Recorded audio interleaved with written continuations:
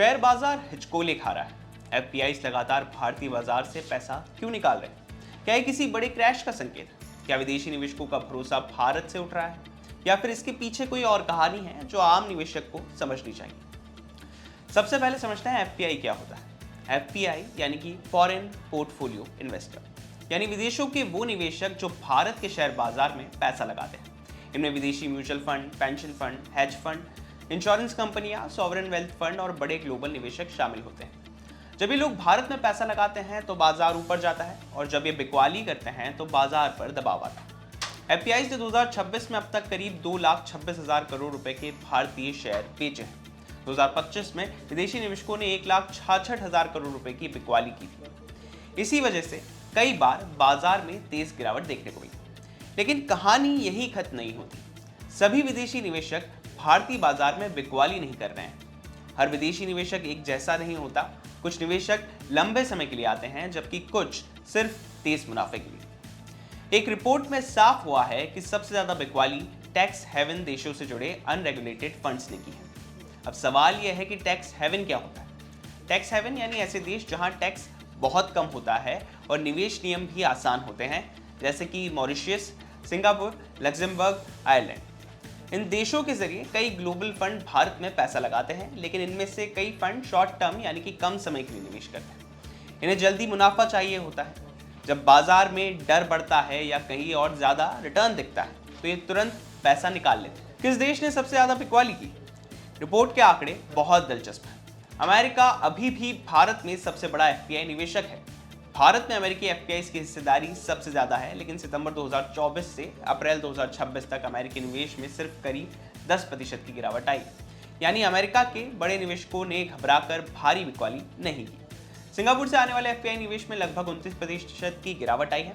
Mauritius के निवेश में करीब 26% की कमी देखी गई है। लग्जमबर्ग से आने वाले निवेश में करीब 16% की गिरावट आई है। यूके के निवेश में 23% की गिरावट है। नॉर्वे के निवेश में सिर्फ 4% की कमी आई है।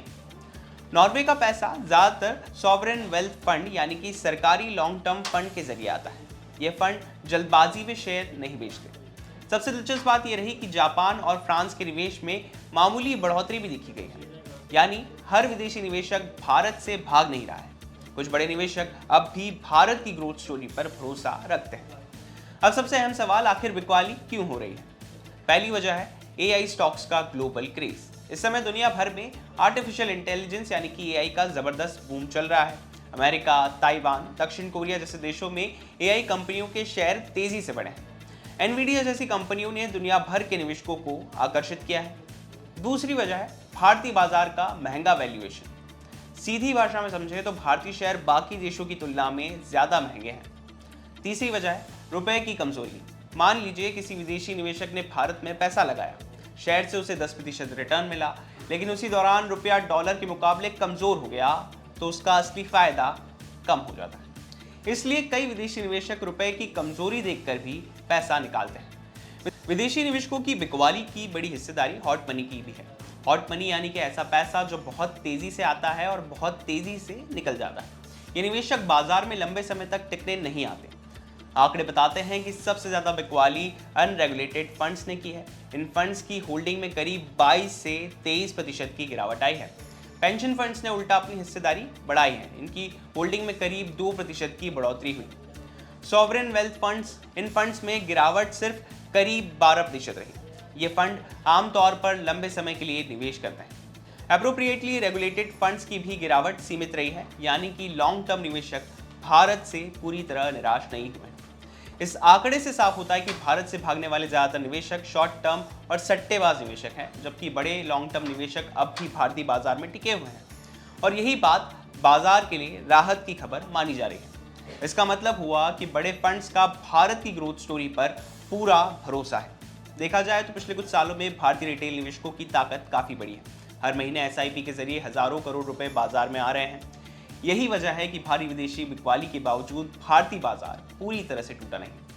अब सबसे जरूरी बात, अगर आप रिटेल निवेशक हैं तो घबराकर फैसले लेने से बचिए। याद रखिए, हर गिरावट क्रैश नहीं होती। कई बार बड़ी गिरावटें लंबे समय के निवेशकों के लिए शानदार मौके बनती हैं। कुल मिलाकर देखा जाए तो भारत से भागने वाले ज़्यादातर शॉर्ट टर्म और टैक्स हेवन आधारित फंड्स हैं, जबकि बड़े और भरोसेमंद लॉन्ग टर्म निवेशक अब भी भारत में बने हुए हैं। इसलिए सिर्फ एफपीआई बिकवाली देखकर डरना सही नहीं होगा। बिजनेस जुड़ी बाकी तमाम खबरों के लिए आप देखते रहिए विस्तार।